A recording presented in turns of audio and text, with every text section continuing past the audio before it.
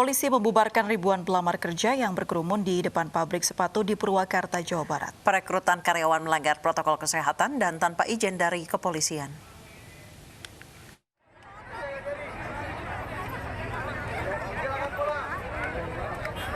Ribuan pelamar kerja berkerumun di depan pabrik sepatu di Purwakarta, Jawa Barat. Mereka rela berdesak-desakan sejak pagi tadi untuk melamar kerja.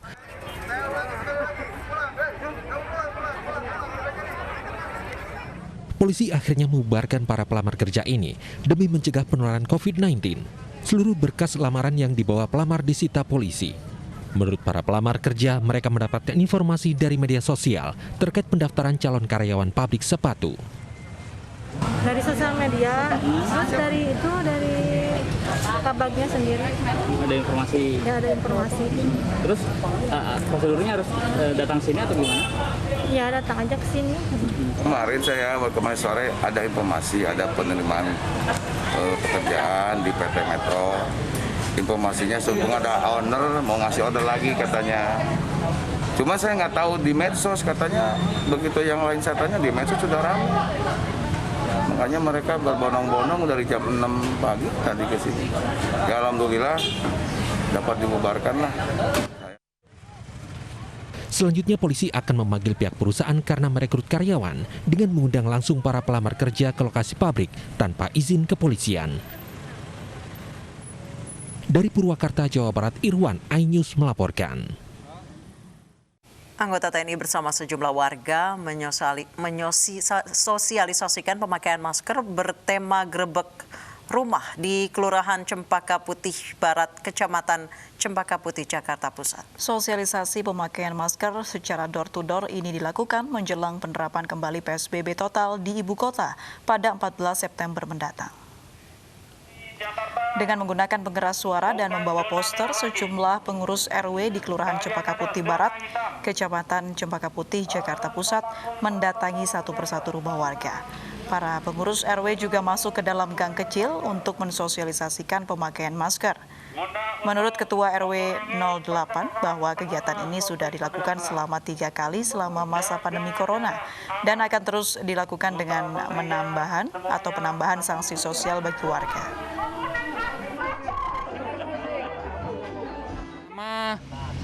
Melaksanakan keliling ke tiap RT untuk melihat warga kita sampai sebatas mana mereka memakai maskernya.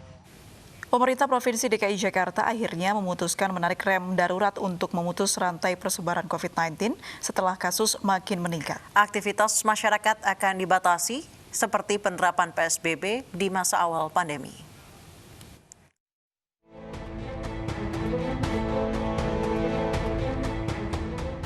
Gubernur DKI Jakarta Anies Baswedan menarik rem darurat penanganan COVID-19 di ibu kota. Setelah beberapa bulan terakhir diterapkan PSBB transisi, Jakarta kini kembali menerapkan pembatasan sosial berskala besar yang ketat. Keputusan diambil Pemprov DKI dengan mempertimbangkan sejumlah faktor, yakni ketersediaan tempat tidur rumah sakit yang hampir penuh dan tingkat kematian yang tinggi. Dengan diterapkan PSBB ketat, Gubernur Anies mewajibkan sebagian besar perkantoran menerapkan bekerja dari rumah atau work from home. Jadi prinsipnya mulai Senin tanggal 14 September, kegiatan perkantoran yang non-esensial diharuskan untuk melaksanakan kegiatan bekerja dari rumah. Bukan kegiatan usahanya yang berhenti, tapi bekerja di kantornya yang ditiadakan. Kegiatan usaha jalan terus, kegiatan kantor jalan terus, tapi perkantoran di gedungnya yang tidak diizinkan untuk beroperasi. Dengan diterapkannya PSBB ketat, ada aturan yang kembali berlaku. Di antaranya adalah tempat hiburan yang kembali ditutup. Ditiadakannya sistem ganjil genap hingga rumah makan yang tidak boleh melayani makan di tempat. Sementara ada 11 bidang usaha yang boleh tetap beroperasi selama PSBB ketat diberlakukan. Sementara penerapan kembali PSBB ketat disambut beragam masyarakat. Namun bagi sejumlah pemilik usaha kecil, PSBB ketat dinilai akan membuat usaha mereka terancam gulung tikar. Sepi dagangannya, soalnya orang takut makan lagi. Jadi kalau orang sekarang walaupun boleh makan, orang pun udah tahu diri, nggak mau juga rapat-rapat makannya.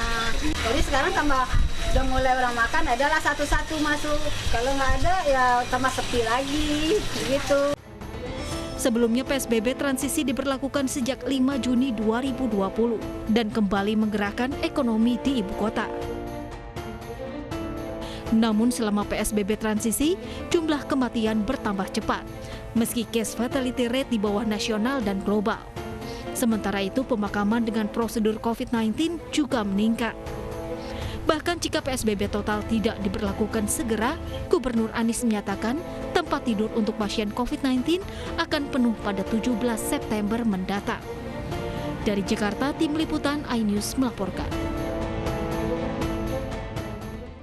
Pemirsa, efektifkah rem darurat yang ditarik pemerintah Provinsi DKI Jakarta? Kami akan bahas bersama praktisi klinis Ari Fahrialsam dan epidemiolog Diki Budiman. Selamat sore, Dr. Budiman dan Pak Arif.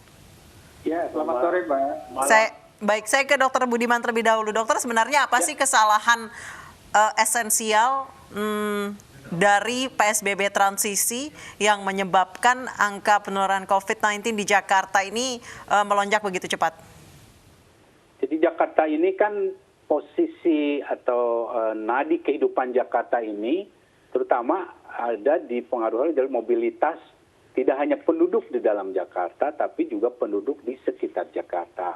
Yang bahkan bisa juga berasal dari yang jauh seperti dari Jawa Timur atau Jawa Tengah. Nah ini yang juga membuat posisi Jakarta ini sangat rawan ya. Jadi kecuali mereka menerapkan pengetatan di pintu masuk daerahnya atau wilayahnya. Kesalahan esensialnya di mana sih, Dok? Apakah dari masyarakatnya, misalnya izin untuk keramaian, izin demonstrasi dan lain sebagainya yang tetap diizinkan, padahal ini masa PSBB transisi? Betul. Jadi ini multifaktor ya, dari kasus impor dari luar daerah, kemudian juga dari masih adanya pengabaian protokol ya. Kita lihat sekarang ya beberapa waktu lalu dari mulai kafe, dari mulai juga aktivitas masyarakat yang ada demo lah, ada aktivitas yang tetap melibatkan banyak orang berkerumun, termasuk juga bukti adanya kluster perkantoran juga ini memperlihatkan bahwa perkantoran pun ternyata belum menerapkan apa yang disebut dengan protokol kesehatan. Yang tahapannya bukan cuma cuci tangan atau 3M itu saja, tapi juga dari mulai screening, pembatasan, kapasitas, dan lain sebagainya.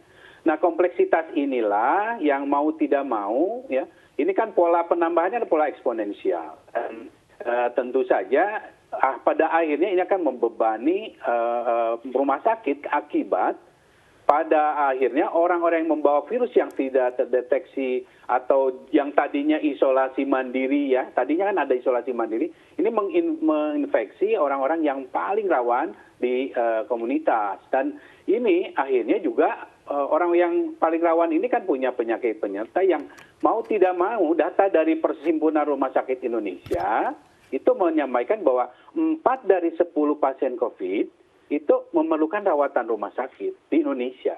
Ini berbeda dengan data global yang di 20%.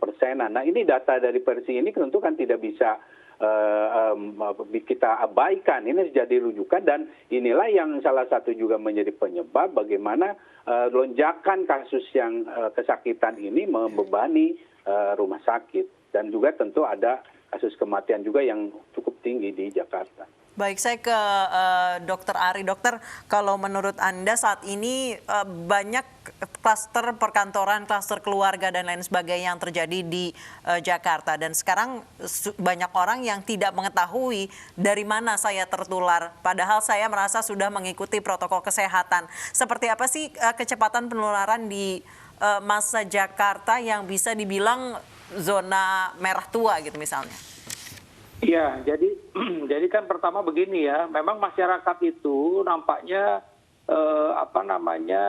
ya kurang benar-benar mengetahui bagaimana virus ini menular dari satu orang ke orang lain. Saya sampaikan penularannya simpel sekali. Saya bilang simpel sekali. Ini ada satu kasus ya, misalnya ini kebetulan teman sejawat dokter, dia pakai semua alat dengan dengan cukup segala macam ya, kemudian APD, tapi kebetulan dia buka makan gitu ya, dia makan ya di ruang pantry-nya. Nah kemudian ada satu petugas melaporkan, kebetulan nggak pakai masker. Itu cuma segitu aja tuh. Si petugas itu positif, nularin dokternya itu positif. Jadi simpel banget penularannya. Ini harus diketahui oleh masyarakat. Jadi memang ketika kita abai dalam hal ini, tadi misalnya dia berada di pantry tadi itu, ya oke, ketika di luar mungkin dia jaga jarak, tapi kan ketika dia makan sama-sama itu kan dia lepas masker gitu. Nah, itu yang harus menjadi perhatian ya. Baik, Dokter Ari. Dokter Ari, bagi beberapa industri yang tidak bisa work from home, banyak yang ditakuti oleh para karyawan adalah terkait AC sentral. Kalau misalnya satu orang kena dengan adanya satu AC sentral itu bisakah menular ke yang lain gitu dengan cepat melalui AC sentral itu? Terus terang kalau saya sih meragukan hal itu. Tapi gini, ya ada beberapa informasi terakhir kan juga memperingatkan memang ada kemungkinan airborne. Tapi airborne yang dimaksud itu memang dalam ruangan yang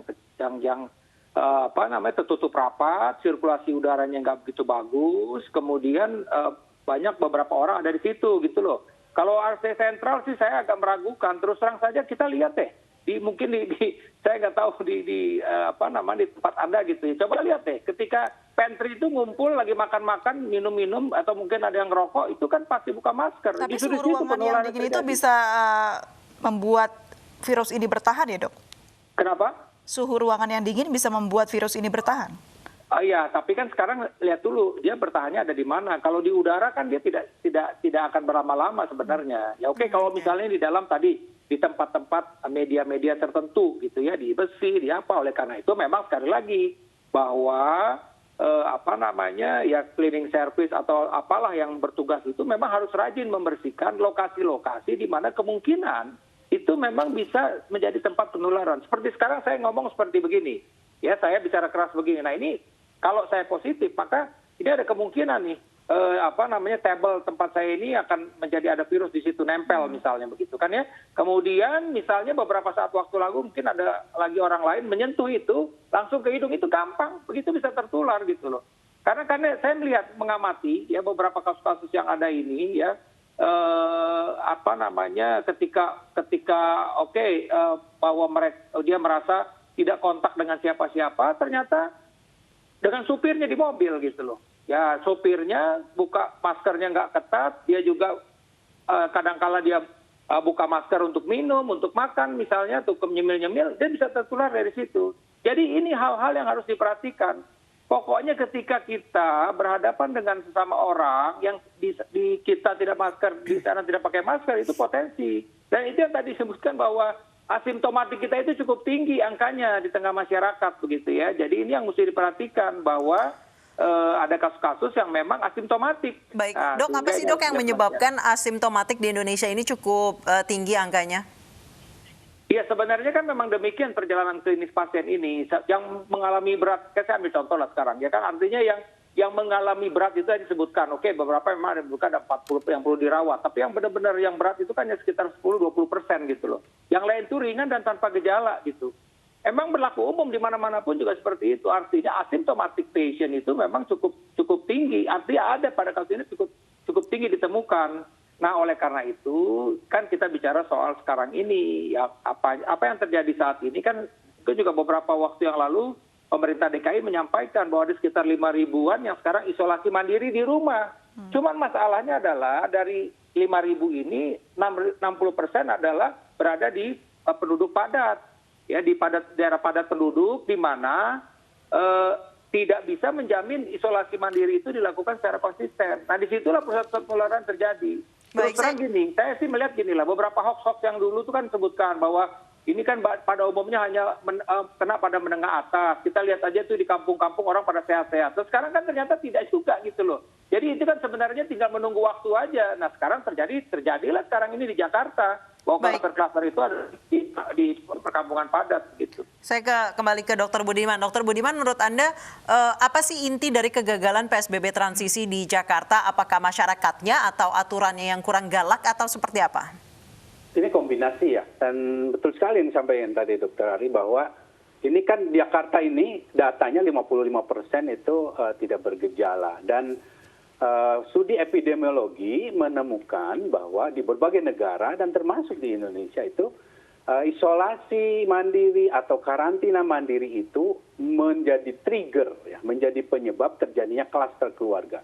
Ini studi yang terbaru dan ini menjadi rujukan banyak di awal di China juga akhirnya merubah menjadi tersentral. Kemudian juga Korea juga dari awal sebetulnya sudah tersentral. Nah ini artinya ada kebijakan yang harus dirubah karena seperti yang tadi disebutkan ya memang akhirnya penularan malah terjadi karena diserahkan di rumah masing-masing. Kemudian juga di sisi masyarakatnya memang ada informasi yang salah di awal, strategi komunikasi yang salah di awal yang sepatnya mengabaikan, penyangkalan. Nah ini sudah tertanam di masyarakat yang akhirnya membuat mereka saat ini merasa biasa-biasa saja, merasa aman-aman saja. Apalagi merasa bahwa pemahaman PSBB itu adalah obat ajaib. Bukan, PSBB itu sifatnya hanya menjadi semacam palu lah, kalau disebut rem boleh, atau paru yang intinya strategi tambahan untuk memastikan optimalisasi. Pertama adalah strategi utamanya dan juga mengurangi beban di rumah sakit, juga memastikan selama PSBB ini kita akan mengarah pada tercapainya indikator-indikator yang ditetapkan WHO. Jadi peran aktif masyarakat ini tidak bisa diabaikan dan tentu ini harus disampaikan dalam bentuk strategi komunikasi yang tepat dalam kurun waktu yang secepatnya karena ini kan relatif masih lama ya berlangsung pandemi ini. Jadi bila tidak mereka berubah, ya ini akan terjadi yang disebut dengan jebakan PSBB. Jebakan PSBB itu adalah keadaan ketika PSBB mulai turun, PSBB berakhir atau ini terjadi pelonggaran naik lagi, terpaksa PSBB lagi, kan ini yang rugi kita semua, terutama masyarakat nih, dan pemerintah lah. Ongkos ekonomi dan sosial dari PSBB ini kan besar. Baik, sehingga Pak Dr. Diki Budiman, kalau kita telah lagi kebijakan yang diterapkan pemerintah DKI Jakarta begitu, yang mana saat ini Menteri Perekonomian juga menyarankan agar 50% pekerja tetap masuk untuk menyeimbangkan ekonomi di Indonesia. Menurut Anda seperti apa? Ini contoh di mana strategi yang dilakukan untuk PSBB ini menjadi tidak optimal ya. Yang kita pelajari dari pengalaman sebelumnya PSBB itu ketika tidak optimal ya efektivitasnya ya hanya ya artinya katakan angka 1 iya tercapai tapi juga tidak lama karena tidak terjadi optimalisasi di banyak sektor. Dan sekali lagi bila ini tidak dilakukan dengan dukungan banyak sektor dari tingkat pusat sampai di daerahnya termasuk di penyangga Jakartanya ya. Jadi bukan cuma Jakartanya, ini efektivitasnya jadi tanggung ya. Padahal studi menunjukkan kalau itu dilakukan dengan ini ya katakanlah dengan mekanisme lockdown ya yang kita katakanlah analogi dengan PSBB ini bisa menurunkan kecepatan sampai 45% dan juga bisa mengurangi sampai potensi setengah dari angka kematian. Kita tahu saat ini angka kematian di DKI dalam 1 bulan terakhir kurang lebih ini di 5.000 secara total, gabungan antara yang positif secara terkonfirmasi maupun suspek dan probable. Nah ini harus dipertimbangkan dengan masalah aspek dukungan dari semua level dan juga sektor ini harus benar-benar dilakukan. Baik. Karena bila tidak ya balik lagi. Baik, saya ke Dr. Ari. Dr. Ari melihat klaster keluarga yang sudah banyak terjadi di Indonesia begitu, perlukah rem darurat di DKI Jakarta dilakukan? Jika ini dilakukan, apakah itu berarti di lingkungan rumah harus menerapkan protokol kesehatan juga? Ya, sekarang tergantung begini. Terus terang saja kan kita mesti lihat anggota keluarga itu apakah ada yang memang setiap hari keluar rumah atau tidak gitu loh. Ini saya ambil contoh aja. Saya dokter ya kan, saya bekerja di rumah sakit. Istri saya juga dokter gigi, dia juga bekerja di puskesmas. Anak saya 1 orang SMA yang memang hanya di rumah saja karena sekolah di rumah. Itu terus terang saja saya sama anak saya ini tidak salaman gitu loh. Jadi say hello aja. Kalaupun kita makan di tempat meja makan agak berjauhan. Jadi artinya apa? Karena saya tidak tahu nih.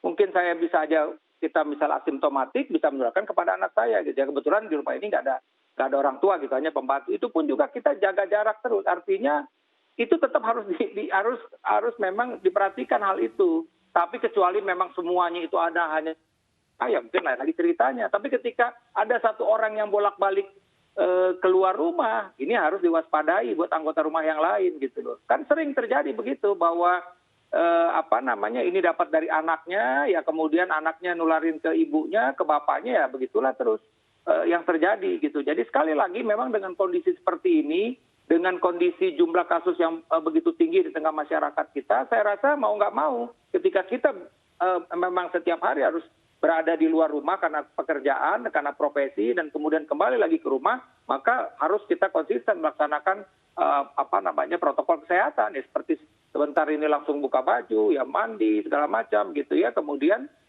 tadi ya tetap tetap jaga jarak dengan anak kita gitu. Tapi kan bukan berarti kita tidak memperhatikan, tetap kan masih ada bisa komunikasi walaupun misalnya dengan jaga jarak tadi gitu. Baik, Dokter Ari, seberapa sih kecepatan penularan COVID-19 itu terutama di ruangan tertutup seperti di kantor-kantor? Ya saya bilang hitungannya hanya menit saja kok. Jadi pertama begini, kita bicara soal daya tahan tubuh seseorang, kemudian bicara soal jumlah virusnya dan lingkungannya. Kalau kita anggap tadi ruangan tertutup berarti lingkungannya nggak bagus nih sirkulasi udaranya. Virusnya ketika karena begini ada satu studi juga mungkin Dr. Diki bisa sampaikan, itu jumlah virus orang yang positif dan yang tidak positif itu sama loh jumlah virusnya orang itu. Cuman memang orang itu kuat tidak bergejala, tapi jumlah virus itu sama. Virusnya cukup tinggi, kita daya tahan tubuhnya nggak bagus. Simple. Yang saya bilang tadi itu, makan bersama berapa lama sih makan? Paling cuma 5 menit tertular di situ. Simple aja kok. Ini saya kalau daya tahan tubuh sudah berapa kuat dok untuk menjaga? Nah itu yang saya bilang tadi, bicara soal daya tahan tubuh, sekarang ini terus terang aja saya kan masih praktek ya. Saya melihat pasien-pasien itu 80% itu karena stres. Stres buat pasien itu menurunkan daya tahan tubuh pasien. Kemudian kita bicara tadi, tidur juga kurang misalnya, kan begitu. Apalagi dia mempunyai komorbid. Jadi ini yang kumulatif. Jadi jangan beranggapan ada juga nih, waduh saya kan sudah pakai herbal ini, herbal itu. Jadi saya akan kebal. Nah itu yang salah. Herbal itu hanya satu sisi. Belum bicara soal istirahat, bagaimana istirahat Anda. Bagaimana tingkat stres Anda. Ketika ini Anda masih tidurnya jadi terganggu karena kepikiran COVID terus. Kemudian kita juga stres karena memikirkan nanti takut tertular. Walaupun dengan suplemen yang tinggi, ini bisa mempengaruhi gitu. Apalagi kita tidak bergerak gitu ya. Hanya cuma di rumah saja, itu juga bisa berpengaruh gitu loh. Jadi artinya sekali lagi memang ini hal-hal yang harus diperhatikan oleh masyarakat ya. Ini sehubungan dengan peningkatan kasus yang luar biasa saat ini, bukan saja di Jakarta tapi di seluruh Indonesia. Baik, saya kembali ke Dokter Budiman. Dokter, kalau menurut Anda dari pola perilaku warga Jakarta yang tidak taat menggunakan masker, cuci tangan dan lain sebagainya, apakah itu menjadi penyebab utama kegagalan PSBB transisi dan kemudian euforia masyarakat yang ketika PSBB dilonggarkan langsung berlibur, langsung berkumpul, langsung bikin pesta, langsung bikin dangdutan dan lain sebagainya? Ya ini apa yang disampaikan tadi bahwa contoh-contoh perilaku tadi sama Dr. Ari itu benar, dan apalagi ini dilakukan misalnya di skala besar ya, di pengabaian-pengabaian di skala besar, apalagi ke tempat wisata tanpa menetapi atau diterapkan satu protokol yang ketat. Nah ini secara teoritis studi menemukan perilaku ini 70% ya dampaknya. 70% artinya kalau dia lakukan ya itu akan melandaikan secara signifikan 70%. Kalau tidak ya artinya ya naik juga ini dengan sangat cepat, dan sekali lagi ini yang menjadi PR besar ya untuk Indonesia sampai saat ini, bagaimana membuat komunikasi atau informasi yang tadi disampaikan Dr. Ari itu difahami dan sampai di masyarakat dengan bahasa yang mereka bisa pahami dan dilaksanakan. Nah inilah yang berkontribusi banyak dalam terjadinya peningkatan. Namun ini juga tidak bisa juga kita serta-merta menyalahkan masyarakat juga, karena masyarakat di sini juga ada perkantoran ya yang akhirnya mewajibkan atau tetap mengadakan meeting, ada perkantoran yang tetap mewajibkan pegawainya semuanya masuk padahal dia berisiko tinggi. Ya ini juga menjadi PR dalam hal kaitan regulasi. Jadi sekali lagi pada saat penerapan PSBB ini atau rencana PSBB ini, semua faktor yang sebelumnya kita sudah lakukan harusnya kita evaluasi dan perbaiki. Termasuk dalam kaitan ketika pelaksanaan PSBB sekalipun, ini bukan berarti masyarakat ini selama PSBB tidak terjadi intervensi dalam bentuk testing, tracing segala macam. Ini harus dioptimalkan, termasuk setelah PSBB. Mereka harus paham bahwa pola kebiasaan yang baru ini harus dilakukan.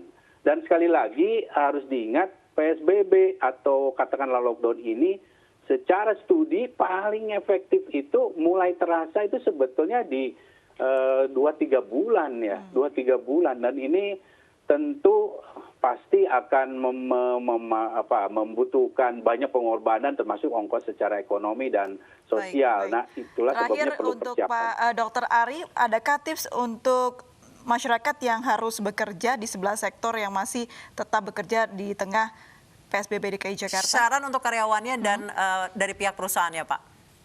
Ya, jadi yang penting adalah tadi kan bahwa kemungkinan tertular itu bisa di mana saja ya, di transportasi ya. Oleh karena itu kita harus tadi menjaga jarak, pakai masker, sekarang ditambah lagi dengan face shield, tangan kita ini jangan kemana-mana, itu yang penting.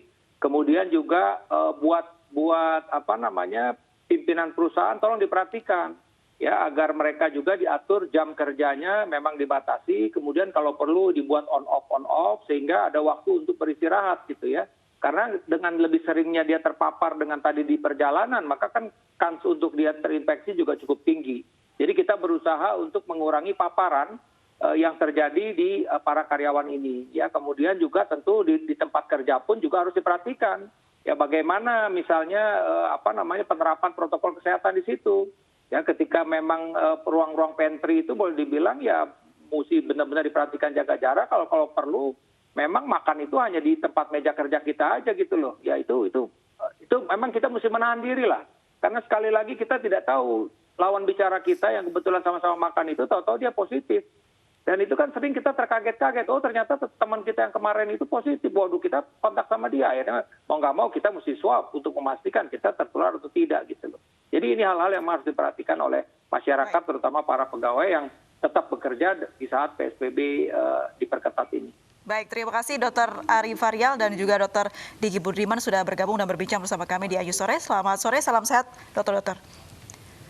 Pemirsa, dua bakal pasangan calon wali kota dan wakil wali kota Surakarta, Jawa Tengah berjanji taati protokol kesehatan dalam deklarasi damai pilkada. Informasi selengkapnya akan kami hadirkan usai jeda berikut.